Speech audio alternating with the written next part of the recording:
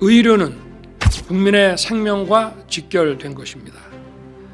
일부 의사들의 불법 집단 행동은 그 자체로 우리 사회에 중대한 위협이 됩니다.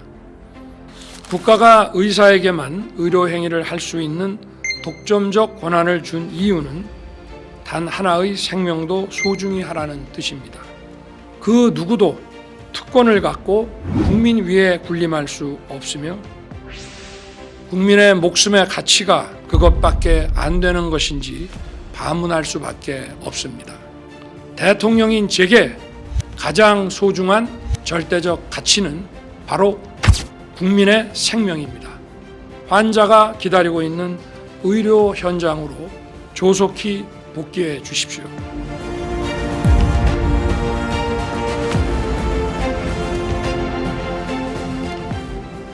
존경하는 국민 여러분, 계속되는 전공의들의 집단 행동으로 얼마나 불편하고 불안하십니까? 이 어려운 상황에도 불편을 감수하며 정부의 의료 개혁에 힘을 보태주고 계신 국민 여러분께 감사의 말씀을 드립니다. 아울러 국민들의 불편을 조속히 해소해 드리지 못해 대통령으로서 송구한 마음입니다. 국민 여러분, 지금 정부가 추진하는 의료 개혁은 국민 여러분을 위한 것입니다. 촌각을 다투는 환자들이 응급실을 찾아 뺑뺑이를 돌다가 길에서 사망하는 일이 벌어지고 있습니다. 아이가 아프면 새벽부터 병원 앞에서 줄을 서야 합니다. 비수도권 지역은 더 열악합니다. 가까운 곳에 산부인과가 없어서 진료와 출산을 위해 병원 원정을 나서는 지경입니다. 이러한 상황을 뻔히 아는 정부가 어떻게 손을 놓고 있겠습니까? 정부의 의료 개혁은 필수 의료, 지역 의료를 강화해서 전국 어디에 살든 어떤 병에 걸렸든 모든 국민이 안심하고 치료받을 수 있는 의료 환경을 만들기 위한 것입니다. 이를 위해서는 의사가 더 필요합니다. 국민의 생명과 건강을 지키기 위한 의사 증원을 의사들의 허락 없이 할 수 없다고 한다면 거꾸로 국민의 목숨의 가치가 그것밖에 안 되는 것인지 반문할 수밖에 없습니다. 국민은 이 나라의 주권자입니다. 정부는 국민의 생명과 건강을 지키기 위한 4대 의료개혁 패키지에 그동안 의사들이 주장해온 과제들을 충실하게 담았습니다. 필수 의료, 지역 의료에 종사하는 의사들에게 공정한 보상과 인프라 지원을 해주기 위해 10조 원 이상의 재정을 투자하고 의료사고와 관련한 법적 리스크 부담을 완화해 주기 위해 사법 리스크 안전망을 구축하는 방안도 포함했습니다. 의료사고 처리 특례 법안, 필수 의료 투자 계획, 전공의 수련 환경 개선, 전문의 중심 병원 전환, 의료 전달 체계 개선 과제 등 국민과 의사 모두를 위한 구체적 개혁 방안을 제시했습니다. 그런데도 지금 전공의들은 50일 가까이 의료 현장을 이탈하여 불법적인 집단 행동을 계속하고 있습니다. 오로지 하나, 의사 증원을 막기 위해서입니다. 만일 증원에 반대하는 이유가 장내 수입 감소를 걱정하는 것이라면 결코 그렇지 않습니다. 현재 우리나라 의사들의 평균 소득은 OECD 국가들 가운데 1위입니다. 20년 후에 의사가 2만 명이 더 늘어서 수입이 줄어들 것이라는 걱정은 기우에 불과합니다. 20년 뒤 의사는 2만 명이 더 늘어나지만 국민소득 증가와 고령화로 인한 의료 수요는 그보다 더 어마어마하게 늘어납니다. 정부의 의료 개혁은 의사들의 소득을 떨어뜨리려는 것이 아닙니다. 필수 의료와 비필수 의료, 지역 의료와 수도권 의료 간의 의사들 소득 격차는 줄어들 수 있습니다만 전체적인 의사들의 소득은 지금보다 절대 줄지 않을 것입니다. 더욱이 의료 산업 발전에 따라 바이오, 신약, 의료기기 등 의사들을 필요로 하는 시장도 엄청나게 커질 것입니다. 또한 우리 의료 산업도 글로벌 마켓으로 더 많이 진출해야 하는데 의료 서비스의 수출과 의료 바이오의 해외 시장 개척 과정에서 의사들에게 더 크고 더 많은 기회의 문이 열릴 것입니다. 뿐만 아니라 정부는 지역 및 필수 의료 강화, 보상 체계 개선, 의료 인프라 구축에 앞으로 막대한 재정을 투입할 것이기 때문입니다. 그동안 역대 정부는 의료 문제를 건강보험 재정에만 맡겨왔을 뿐 적극적인 재정 투자는 하지 않았습니다.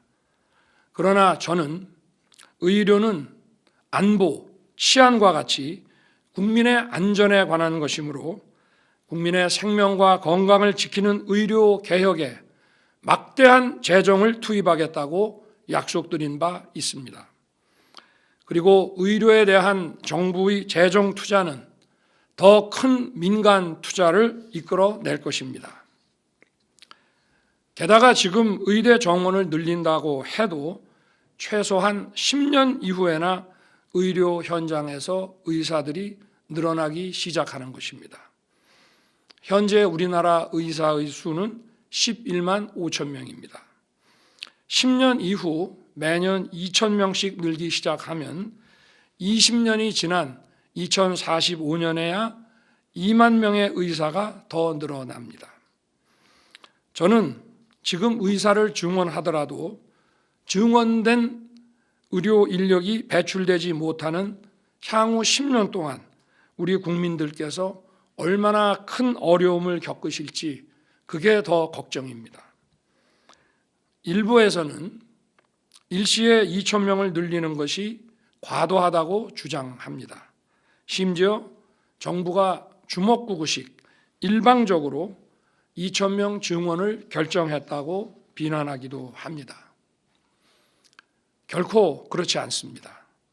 2,000명이라는 숫자는 정부가 꼼꼼하게 계산하여 산출한 최소한의 증원 규모이고 이를 결정하기까지 의사단체를 비롯한 의료계와 충분하고 광범위한 논의를 거쳤습니다.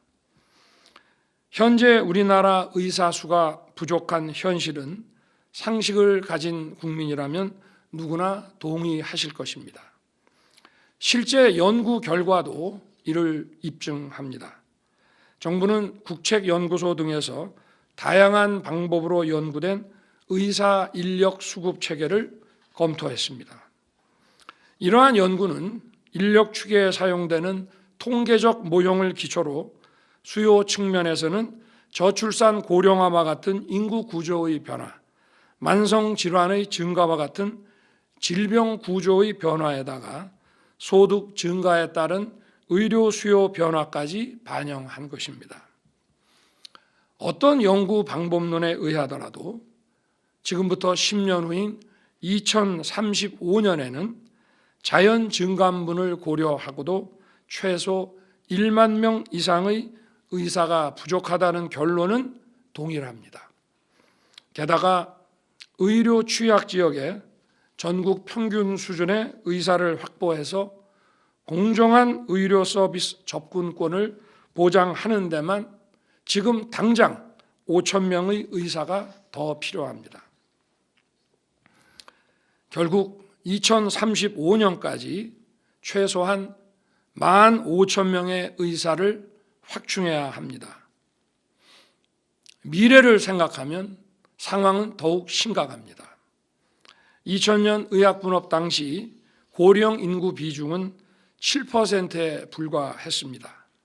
현재는 20%이고 2035년에는 30%에 육박합니다. 통계에 따르면 65세 이상 노인들은 30대, 40대 대비 11배의 입원 서비스를 이용합니다. 고령화율이 30%에 달하는 일본은 입원 환자의 평균 입원 일수가 OECD 평균의 3배를 넘습니다. 고령화가 의료 수요를 폭발적으로 증가시키는 것입니다. 의사 고령화도 심각한 문제입니다. 2022년 6.8%인 70대 이상 의사 비중이 10년 후인 2035년에는 19.8%에 이르게 됩니다. 의사들의 근로시간도 줄어들고 있습니다.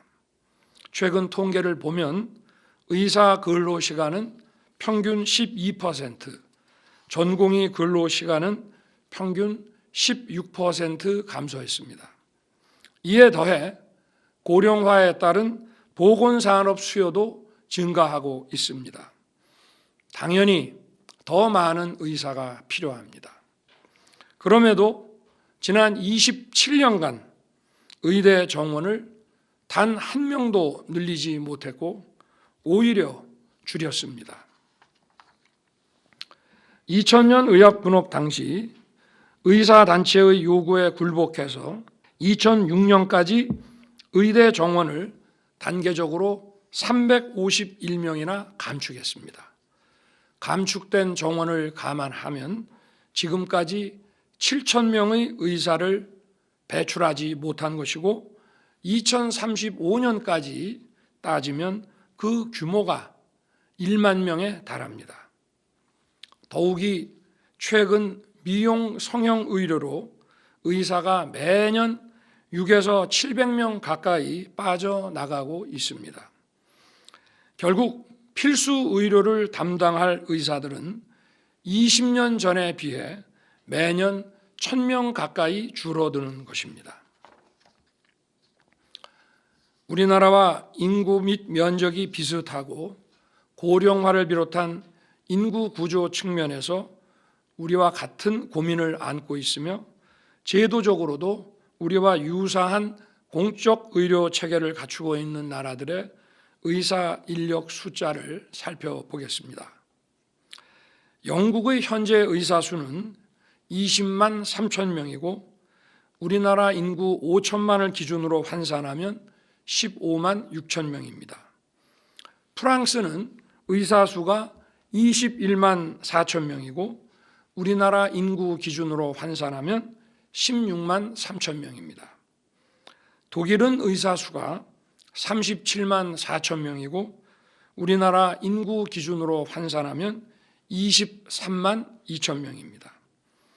일본은 의사 수가 32만 7천 명이고 우리나라 인구 기준으로 환산하면 13만 4천 명입니다. 모두 우리나라 의사 수 11만 5천 명보다 크게 높습니다. 그럼에도 현재 매년 배출하는 의사 수가 영국은 11,000명, 프랑스는 10,000명, 독일은 11,127명, 일본은 9,384명입니다. 모두 우리나라의 3,058명보다 크게 많습니다. 향후 10년에서 20년이 지나면 영국, 프랑스, 독일, 일본의 의사 수와 우리나라 의사 수의 격차는 훨씬 더 벌어질 것입니다. 우리나라 인구 대비 의사 수는 OECD 국가들 가운데 가장 낮은 수준입니다. OECD 평균이 3.7명입니다. 인구 1,000명당 3.7명인데 우리나라는 겨우 인구 1,000명당 2.1명입니다. 5천만 우리나라 인구 기준으로 환산하면 OECD 평균에 비해 무려 8만 명의 의사가 부족하고 의과대학생 수는 OECD 평균의 절반 수준입니다. 게다가 우리나라 고령 인구 증가 속도는 OECD 평균의 1.7배에 달해서 앞으로 의사 부족 문제가 더욱 심각해질 수밖에 없습니다. 우리나라 현재 국민 의료비는 GDP의 9.7%입니다. 총 GDP 약 2,162조 원 가운데 210조 원이 의료비에 지출되고 이는 OECD 평균 9.3%보다 높습니다. 게다가 최근 6년간 우리나라의 GDP 대비 국민 의료비 증가 속도가 OECD 평균의 3배에 달할 정도로 의료 수요가 가파르게 증가하고 있습니다. 결국 급증하는 의료 수요를 감당하지 못해서 응급실 뺑뺑이 소아과 오픈런이 발생하는 것입니다. 의사 한 명이 너무 많은 환자를 진찰해서 3분 진료라는 말까지 나오고 있습니다. 지역의 종합병원과 지방의료원은 수억 원의 연봉을 제시해도 의사를 구하지 못하고 있습니다. 강원도에서 운영하는 영월의료원은 지난해 2023년 11월부터 8차례나 정신건강의학과 전문의 채용 공고를 냈습니다만 지원자가 단 한 명도 없었습니다. 속초의료원 역시 연봉 2억 2천만 원의 전문의 채용 공고를 냈습니다만 지원자가 없어 4번째 재공고를 올렸습니다. 전북 정읍시도 의사 채용을 위해 5번째 재공고를 하는 중입니다. 경남 산청보건의료원은 내과 전문의 채용에 1년이 걸렸습니다. 연봉을 3억 6천만 원까지 올려서야 겨우 의사를 구할 수 있었습니다. 또한 군, 경찰, 소방 등 특수 직군을 위한 병원은 장기 전문의를 구할 수 없어 특수 직군 맞춤형 진료 체계를 구축하는데 많은 곤란을 겪고 있습니다. 특히 군은 총상, 화상과 같은 외상, 화생방에 의한 호흡기 진료 등 일반 의료와 전혀 다른 특수성이 있어 군 경험을 오래 쌓은 의사가 필요합니다. 그런데 우리나라 군의관 2,500여 명 가운데 92%인 2,300여 명은 3년 복무를 하는 단기 군의관이고 매년 전체 군의관의 30%인 750명이 신규 군의관으로 교체됩니다. 우리 군 병력이 48만 명입니다. 실제로 군 의료 체계 내에서 임무를 수행하는 장기 군의관은 수련의를 제외하고는 130명밖에 되지 않습니다. 게다가 점점 더 많은 장기 군의관들이 의무 복무 기간만 마치면 군을 떠나고 있고 의대생들의 현역병 입대도 늘고 있습니다. 이제 군에 남아 군 의료에 전념하는 의사는 손에 꼽을 정도가 되었습니다. 미국의 국방의과대학, 일본의 방위의과대학처럼 과거 국방부에서 의무사관학교와 유사한 국방의학원 설립을 추진했습니다만 의료계의 반대로 무산된 바 있습니다. 이런 비정상적인 구조를 바로잡기 위해 의사 증원은 더 이상 늦출 수 없는 국가적 과제입니다. 게다가 의료 인력은 하루아침에 양성되지 않습니다. 예과 2년, 본과 4년에 의대 6년, 의대 졸업 후 인턴 1년, 레지던트 3년 내지 4년, 공중보건의 내지 군의관 3년 등 긴 시간이 필요합니다. 내년부터 의사 정원을 늘려도 2031년에야 첫 의대 졸업생이 나오고 전문의는 최소한 10년 이상 걸려야 배출됩니다. 2035년이 되어야 비로소 2,000명의 필수 의료를 담당할 수 있는 의사가 늘어나기 시작합니다. 현재 우리나라 활동 의사 수는 아까 말씀드린 바와 같이 11만 5천 명입니다. 전문의가 10년 후에 나오므로 20년 후에야 2만 명이 더 늘어납니다. 2,000명은 그냥 나온 숫자가 아닙니다. 말씀드린 대로 정부는 통계와 연구를 모두 검토하고 현재는 물론 미래의 상황까지 꼼꼼하게 챙겼습니다. 내년부터 2,000명씩 늘려도 급속한 고령화에 대응하고 지역 의료에 필요한 인력을 공급하기에는 부족합니다.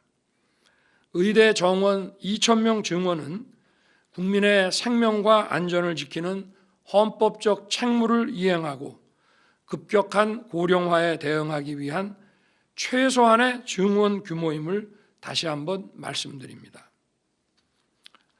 국민 여러분, 논의가 부족했다는 일부 의료계의 주장 역시 사실을 왜곡한 것입니다.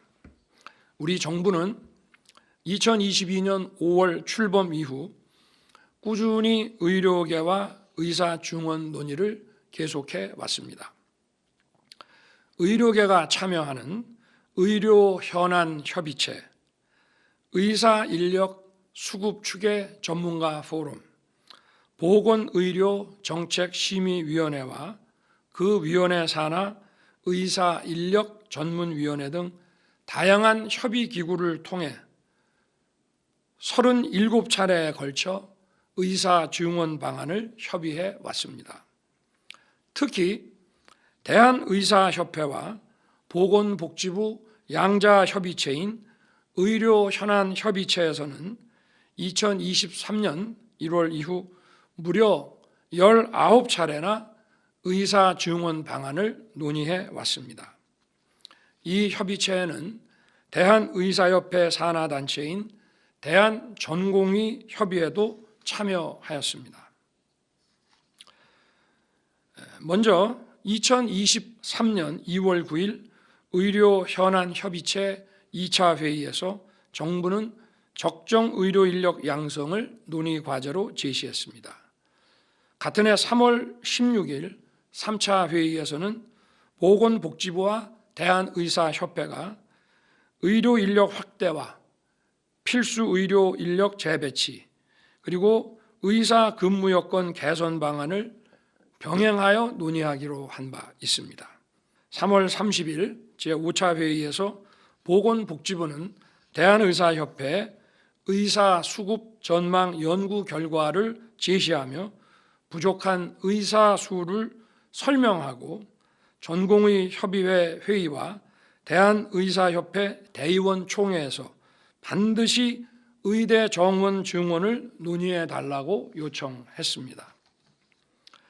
4월 20일 7차 회의에서는 의사 증원과 함께 추진해야 할 정책을 논의하고 대한의사협회 대의원 총회에서 의사 인력 확충과 재배치 방안을 논의해 줄 것을 다시 요청했습니다.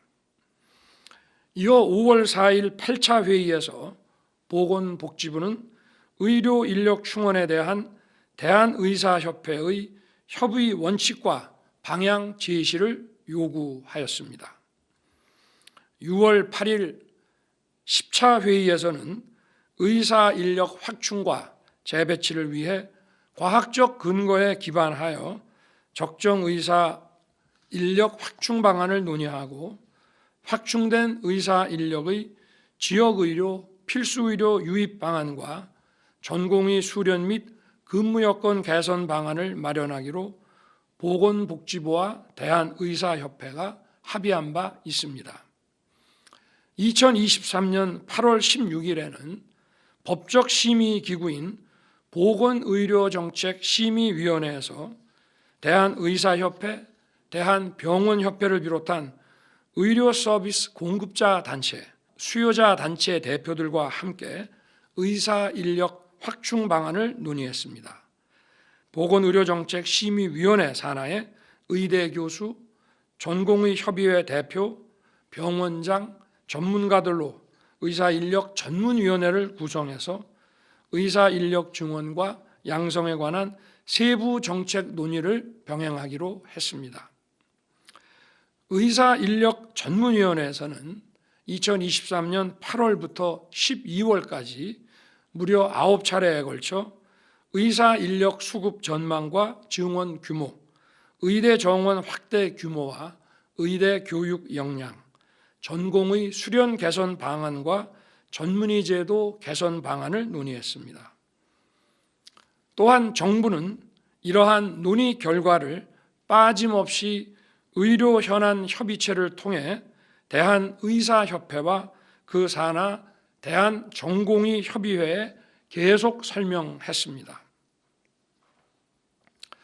대한의사협회는 2023년 11월 15일 의료현안협의체 제17차 회의에서 과학적 객관적 데이터에 입각하고 필수 의료, 지역 의료를 살리는 대책이 선행된다면 의대 정원 확대 논의가 가능하다는 입장을 밝히기도 했습니다. 2023년 12월 계속된 제20차부터 23차 회의에서 정부와 대한의사협회는 의사 현황과 의사 수요, OECD 사례 등에 기반해 의사 인력 확충 방안을 계속 논의해 왔습니다. 정부는 지역 간 의료 격차 통계, 미래 의료 수요 증가와 의사 수급 전망, 의료 현장 실태 조사 결과 등 의사 부족과 증원의 근거를 제시했습니다. 또한 의료사고 법적 부담 완화 방안, 전공의 근로 여건 개선을 포함한 인력 시스템 혁신 방안, 의료 전달 체계 개선 방안 등 의사 증원과 함께 추진할 정책 과제를 논의했고, 의학교육 평가 인증 기준 개선, 교수 인력 확대 등 의학교육의 질을 높이는 방안도 논의했습니다. 이처럼 논의를 계속한 끝에 2024년 1월 15일과 16일에 걸쳐 대한의사협회, 대한전공의협회, 대한병원협회 등 6개의 단체에 공문을 보내 적정 의대 증원 규모에 대한 의견을 제출해 달라고 요청했습니다. 아울러 2024년 1월 17일 보건복지부는 제25차 의료 현안 협의체에서 의대 증원 규모를 제시해 달라고 의사협회에 공식적으로 요청했습니다. 이에 대해 대한의사협회는 의대 정원 증원 규모에 대한 의견을 제출하지 않았습니다. 그러면서 의사가 부족하지 않다는 주장만 되풀이했습니다. 대한전공의 협의회 역시 아무런 의견을 제출하지 않았습니다. 한편 정부는 2023년 10월 19일 필수의료 혁신 전략을 발표한 이후 의학교육의 질을 유지하면서 확대 가능한 의대 정원 규모를 파악하기 위해 2023년 10월 27일부터 11월 9일까지 전국 40개 의과대학을 대상으로 증원 수요 조사를 진행했습니다. 우리나라 의과대학의 현재 입학 정원이 전부 합쳐서 3,058명입니다. 전체 의과대학이 제시한 2025학년도 의대 입학 정원의 증원 수요는 최소 2,151명에서 최대 2,847명에 달했습니다. 나아가 각 대학은 정원을 지속적으로 확대해서 2030학년도까지 최소 2,738명에서 최대 3,953명의 추가 증원을 희망했습니다. 이는 향후 대학이 정부 지원 등에 의한 추가 교육 여건 확보를 전제로 제시한 추가 증원 희망 규모입니다. 이와 함께 정부는 이처럼 의대 정원을 늘려도 교육의 질은 떨어지지 않음을 여러 통계와 조사로 확인했습니다. 2023년 기준으로 의대 전임 교원 1인당 학생 수는 평균 1.6명으로 증원을 해도 법정 기준인 교원 1인당 학생 수 8명에는 크게 못 미칩니다. 또한 복지부는 각 대학의 수요조사의 타당성을 검토하기 위해 관련 전문가로 의학교육 점검반을 구성해 의대 교육 여건에 관한 서면 검토 및 현장 점검을 실시해서 학교별 상황을 면밀하게 점검했습니다. 실제로 의과대학을 운영하는 40개 대학이 2024년 2월 22일부터 3월 4일까지 정부에 제출한 2025학년도 의대 정원 증원 신청 인원은 서울 소재 8개 대학이 합해서 365명, 경기 인천 소재 5개 대학이 565명, 비수도권 27개 대학이 2,471명으로 총 3,401명에 달했습니다. 이는 2023년 11월 각 대학이 회신한 의대 증원 최대 규모인 2,847명을 훨씬 뛰어넘는 수치입니다. 국민 여러분, 이처럼 정부는 확실한 근거를 갖고 충분한 논의를 거쳐 2,000명 의대 정원 증원을 결정했습니다. 국민의 의료 수요를 충족시킬 수 있는 적정 수준의 의료 서비스를 공급하려면 의사 인력이 먼저 충분히 공급되어야 하고 교육과 훈련도 뒤따라야 합니다. 의료 인력 양성에 시간도 오래 걸리기 때문에 중장기적인 인력 계획과 정책이 중요합니다. 그런데 증원 규모에 대한 구체적 숫자를 제시해 달라는 정부의 요청에 묵묵부답으로 일관하던 의료계는 이제 와서 근거도 없이 350명, 500명, 1,000명 등 중구난방으로 여러 숫자를 던지고 있습니다. 뿐만 아니라 지금보다 500명에서 1,000명을 줄여야 한다는 으름장도 놓고 있습니다. 의료계가 증원 규모를 2,000명에서 줄여야 한다고 주장하려면 집단 행동이 아니라 확실한 과학적 근거를 가지고 통일된 안을 정부에 제시해야 마땅합니다. 더 타당하고 합리적인 방안을 가져온다면 얼마든지 논의할 수 있습니다. 정부의 정책은 늘 열려있는 법입니다. 더 좋은 의견과 합리적 근거가 제시된다면 정부 정책은 더 나은 방향으로 바뀔 수 있는 것입니다. 하지만 제대로 된 논리와 근거 없이 힘으로 부딪혀서 자신의 뜻을 관철시키려는 시도는 결코 받아들일 수 없습니다. 불법 집단 행동을 즉각 중단하고 합리적 제안과 근거를 가져와야 합니다. 정부가 충분히 검토한 정당한 정책을 절차에 맞춰 진행하고 있는데 근거도 없이 힘의 논리로 중단하거나 멈출 수는 없습니다. 꼭 2,000명을 고집할 이유가 있냐? 점진적 증원을 하면 되지 않느냐고 묻는 분도 계십니다. 애초에 점진적 증원이 가능했다면 어째서 지난 27년 동안 어떤 정부도 단 한 명의 증원도 하지 못한 것인지 되묻고 싶습니다. 단계적으로 의대 정원을 늘리려면 마지막에는 초반보다 훨씬 큰 규모로 늘려야 하기 때문에 지금과 같은 갈등을 매년 겪을 수밖에 없습니다.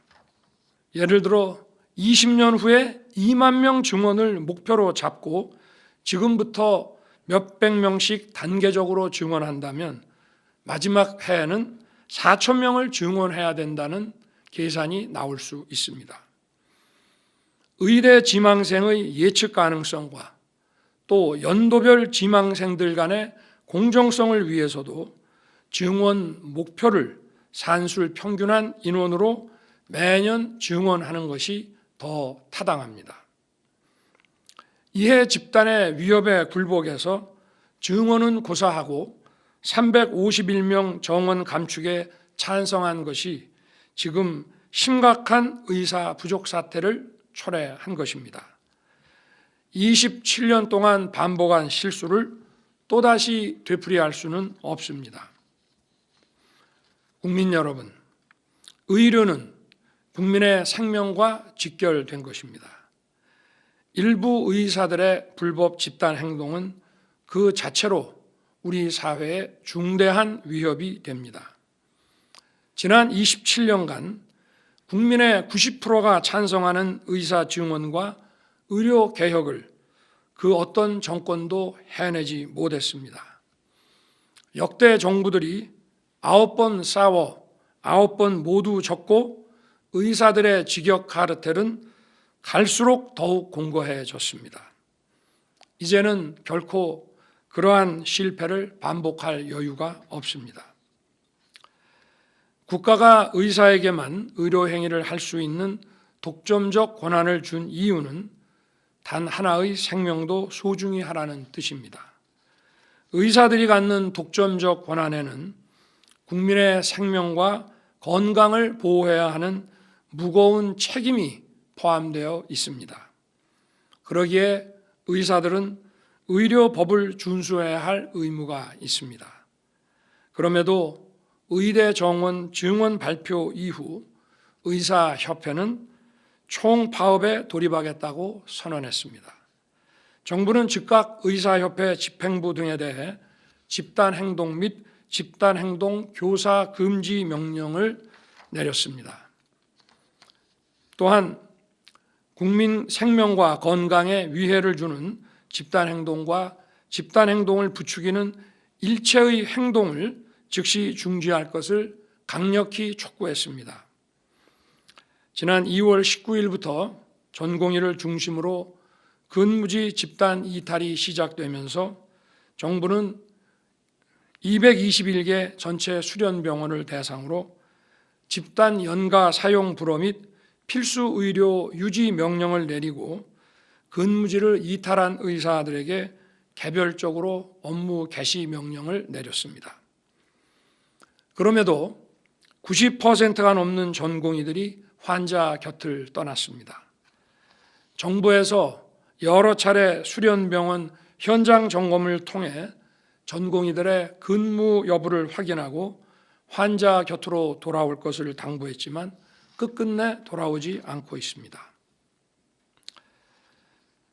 독점적 권한을 무기로 의무는 내팽개친 채 국민의 생명을 인질로 잡고 불법 집단 행동을 벌인다면 국가는 법과 원칙에 따라 대응할 수밖에 없습니다.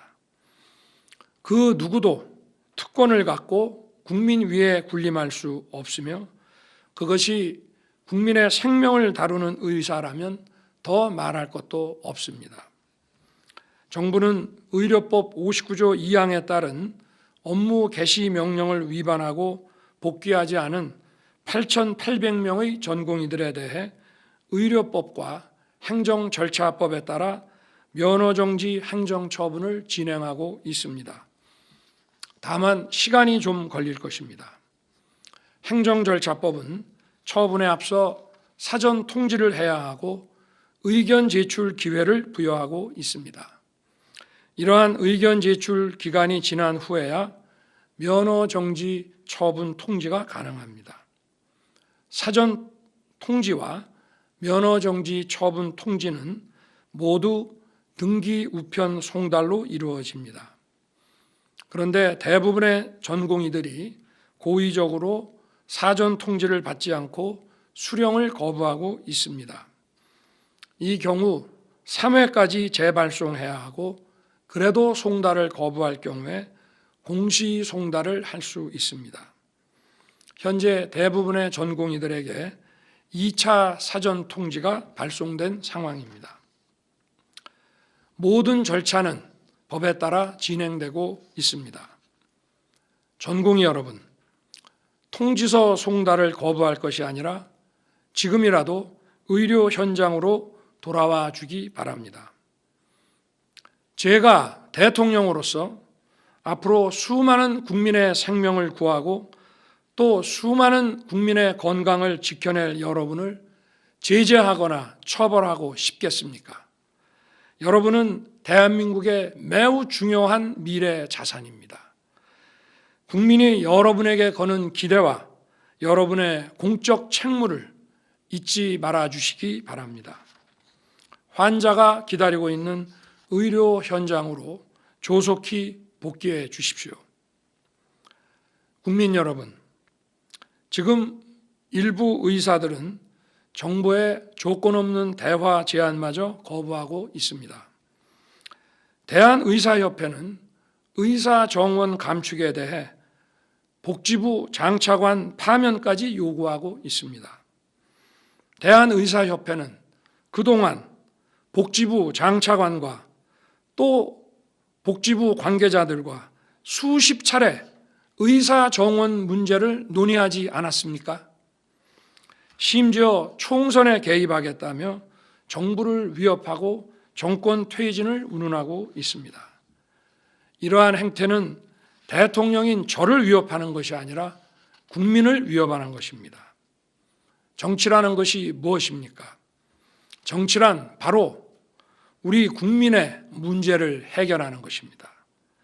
국민을 불안하고 불편하게 만드는 구조적인 문제를 잘 알면서도 이해 집단의 저항에 굴복한다면 정치가 존재하지 않는 것입니다.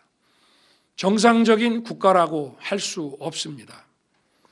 저는 국민 여러분께 반드시 해결하겠다고 약속드린 여러 개혁 과제들을 해결하기 위해 지금까지 전력을 다해왔습니다. 구조적, 고질적 문제를 개혁하는 것이 바로 국민이 선출한 정부의 역할이기 때문입니다. 제가 정치적 득실을 따줄 줄 몰라서 개혁을 추진하는 것이 아닙니다. 국민이 고통에 신음하는 모습을 오랫동안 보았기 때문입니다. 누군가 국민과 국익만 바라보고 유불리를 따지지 않고 개혁에 뛰어들지 않는다면 이 나라에 미래가 없기 때문입니다. 저는 공직 생활을 할 때부터 대통령이 된 지금까지 단 한 번도 쉬운 길을 가지 않았습니다. 회피하고 싶은 인기 없는 정책도 국민에게 꼭 필요하다면, 국익에 꼭 필요하다면 과감하게 실천하면서 여기까지 왔습니다. 2022년 화물연대의 집단 운송 거부 사태 당시 이길 수 없는 싸움이라며 타협해야 한다는 의견이 많았습니다. 하지만 법과 원칙에 따라 총 932명에 대해 업무 개시 명령을 발동했습니다. 선량한 화물차 기사들을 폭력으로부터 보호하는 데 최선을 다했고 결국 사태를 해결할 수 있었습니다. 건설 현장의 건폭에 대응할 때에도 노조 단체와 지지 세력들은 정권 퇴진과 탄핵을 외치며 저항했습니다. 만약 그때 물러섰더라면 건물과 산업시설 건설에 엄청난 차질이 빚어지면서 우리 경제와 일자리에 악영향을 끼쳐 결국 국민에게 그 피해가 고스란히 돌아갔을 것입니다. 건전 재정 기조에 대해서도 여당과 지지자들도 반대했습니다. 앞으로 총선을 치러야 하는데 건전 재정이 말이 되냐는 얘기를 숱하게 들었습니다. 우리 정부 출범 당시 6 내지 7%에 이른 물가가 건전 재정 기조가 아니었다면 지금 2 내지 3%대로 잡히지 않았을 것이고 과도한 국채 부담으로 국채와 회사채 금리가 치솟았을 것이며 고금리 시대에 금융시장 안정을 기할 수 없었을 것입니다. 망가진 한일 관계를 개선하려고 했을 때는 당 안팎에서 지지율을 걱정했습니다. 그런데 지금 연간 1,000만 명 가까운 양국 국민들이 상호 방문하고 있고 양국 기업들의 협력은 활발해지고 경쟁력은 향상되었습니다. 사교육 카르텔을 혁파하고 늘봄 학교를 추진하는 과정에서도 적지 않은 반대와 저항이 있었습니다. 아이들과 미래 세대를 위한 정책을 추진하는데 정치적 유불리를 따질 수 없는 일입니다. 원전 정책 정상화는 탈원전 세력들의 강력한 저항에 부딪히기도 했습니다. 하지만 결국 원전 생태계가 살아났고 우리 모든 산업 생태계가 활력을 찾게 됐습니다. 반도체 등 첨단 산업은 원전 없이는 불가능합니다. 옳은 정책이지만 지지율이 떨어진다. 그걸 꼭 지금 해야 할 필요가 있느냐며 만류하고 막아서는 사람이 많았습니다. 지금 의료 개혁도 마찬가지입니다.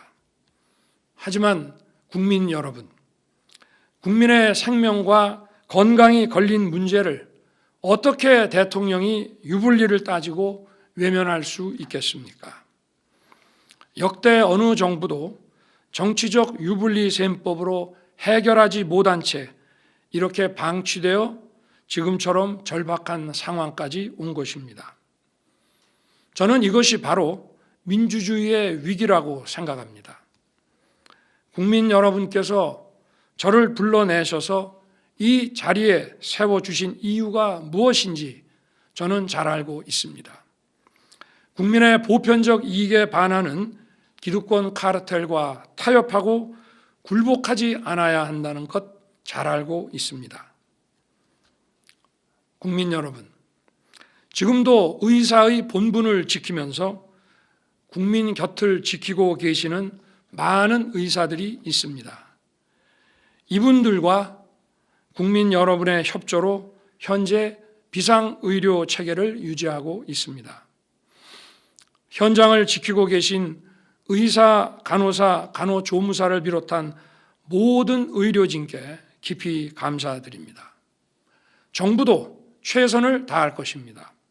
그리고 현장 의료진 여러분을 국가 재정으로 충분히 지원해 드리겠습니다. 병원을 떠나 있는 전공의 여러분, 제가 의료 개혁을 통해 제대로 된 의료 시스템을 만들겠습니다. 우리나라의 의학과 의료 산업의 경쟁력을 세계 최고로 만들 수 있도록 막대한 재정 투자를 하겠습니다.